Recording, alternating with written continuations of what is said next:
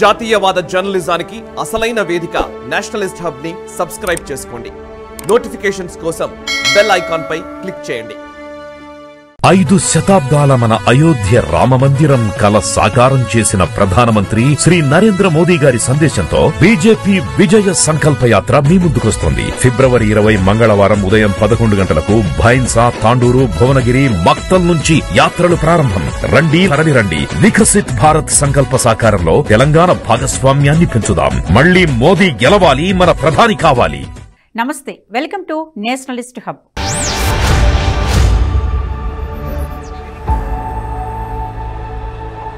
అధికార కాంగ్రెస్ పార్టీ అధికారంలోకి వచ్చి 3 మాసాలు గడిచినా బీఆర్ఎస్ పై పదే పదే విమర్శలు దాడి చేస్తూ కేసీఆర్ కుంభకోణాలను చూపిస్తూ లోక్సభ ఎన్నికలను నెట్టుకురావాలని చూస్తుంది. తన సమవుజ్జి బీజేపీ అనుకుంటే ఎన్నికల పోరు కఠినతరం అవుతుందని కాంగ్రెస్ భావిస్తుంది. బలహీన స్థితిలో ఉన్న బీఆర్ఎస్ ను ప్రత్యర్థి స్థానంలో నిలబెడితే ఆశించిన స్థానాలు కైవసం చేసుకోవచ్చు. ఇది కాంగ్రెస్ లోక్సభ ఎన్నికల వ్యూహం.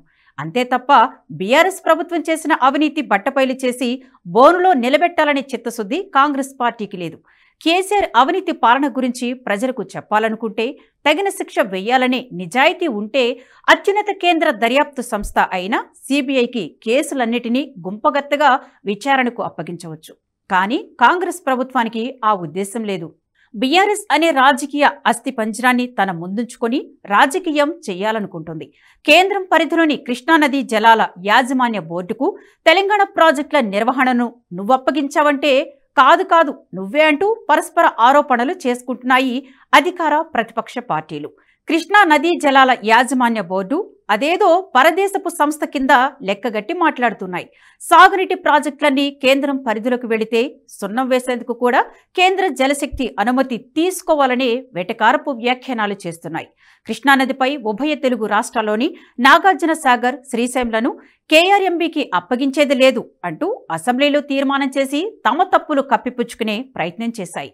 కృష్ణానదీ జలాల యాజమాన్య బోర్డు ఎందుకు ఉనికిలోకి వచ్చిందో, రాష్ట్రాల మధ్య జలాల పంపకంలో వివాదం తలెత్తినప్పుడు కేంద్రం పరిధిలోని యాజమాన్య బోర్డులు ఎందుకు జోక్యం చేసుకోవాల్సి వస్తుందో, కేఆర్ఎంబీ లాంటి తటస్థ సంస్థలు ప్రాజెక్టులను తమ పరిధిలోకి తీసుకుంటే ఎలాంటి పరిస్థితి వస్తుందనే సందేహాల గురించి ఎవరూ మాట్లాడడం లేదు. కేంద్రం అంటే భూతమని, దాని నీడలోకి వెళ్లడం ప్రాణాంతకమనే తీరులో చర్చలు చేయడం కాంగ్రెస్ బీఆర్ఎస్ల అవకాశవాద వైఖరికి అద్దం పడుతోంది.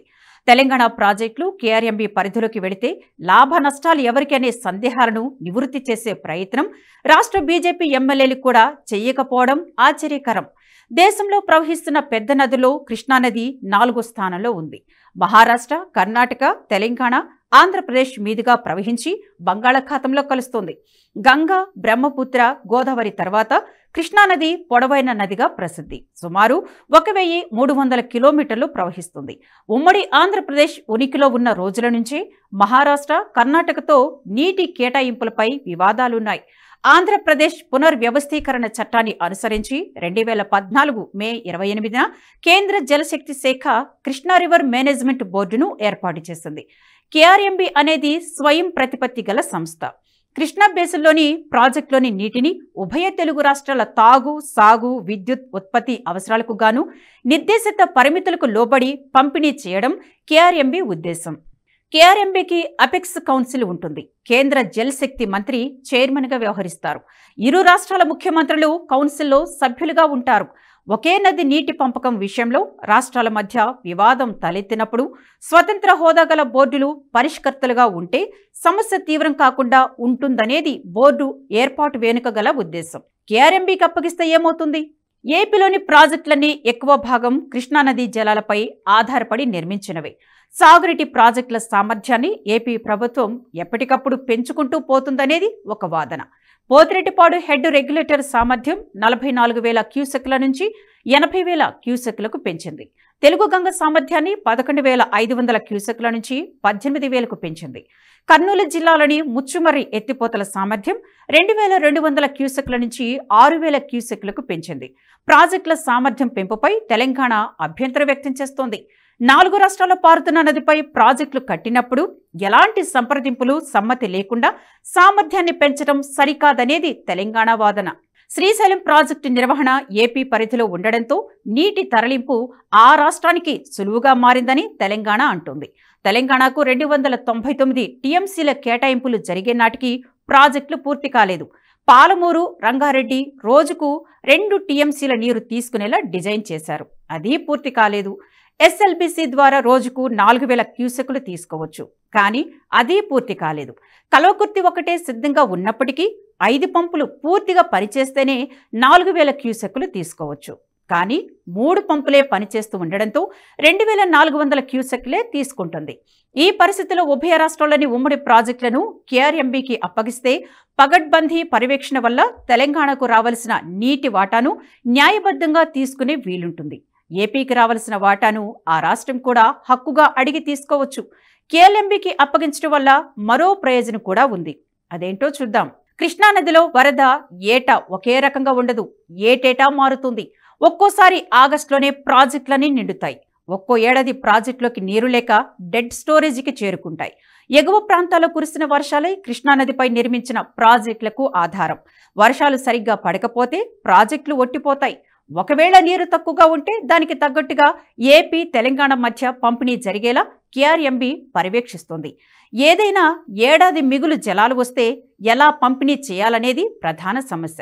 2022లో 276.95 టీఎంసీల నీరు వరద వల్ల అదనంగా వచ్చి చేరింది. ఈ మిగులు జలాలను పంచుకునే పద్ధతి ఏదీ లేదు కాబట్టి సముద్రంలో కలిసిపోయాయి. నీటి ప్రవాహం ఎంత వస్తుందనేది స్పష్టత ఉండదు.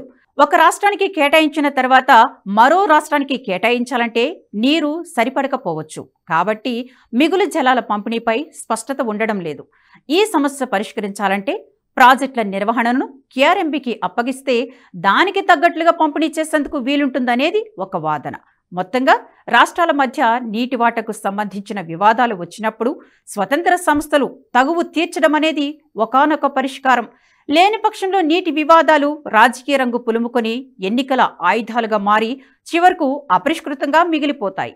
దేశాభివృద్ధిని ప్రగతి పథంపై పరుగులు పెట్టిస్తూ విశ్వంలో దేశాన్ని అగ్రగామిగా నిలిపేందుకు అనుక్షణం పరితపిస్తూ 5 శతాబ్దాల మన అయోధ్య రామమందిరం కల సాకారం చేసిన ప్రధానమంత్రి శ్రీ నరేంద్ర మోడీ గారి సందేశంతో బీజేపీ విజయ సంకల్ప యాత్ర మీ ముందుకొస్తోంది. ఫిబ్రవరి 20 మంగళవారం ఉదయం 11 గంటలకు భైన్సా, తాండూరు, భువనగిరి, మక్తల్ నుంచి యాత్రలు ప్రారంభం. రండి, తరలిరండి. వికసిత్ భారత్ సంకల్ప సాకారంలో తెలంగాణ భాగస్వామ్యాన్ని పెంచుదాం. మళ్లీ మోదీ గెలవాలి, మన ప్రధాని కావాలి. ఈ వీడియో మీకు నచ్చినట్టయితే లైక్ చేయండి, 10 మందికి షేర్ చేయండి. అలాగే కామెంట్ల రూపంలో మీ అభిప్రాయాలను మాతో పంచుకోండి. Nationalist hub group of channels ను సబ్స్క్రైబ్ చేసుకుని తెలుగునాట జాతీయవాద జర్నలిజాన్ని ప్రోత్సహించండి. ఈ వీడియో కింద ఉన్న బెల్ ఐకాన్ పై క్లిక్ చేయడం మర్చిపోవద్దు.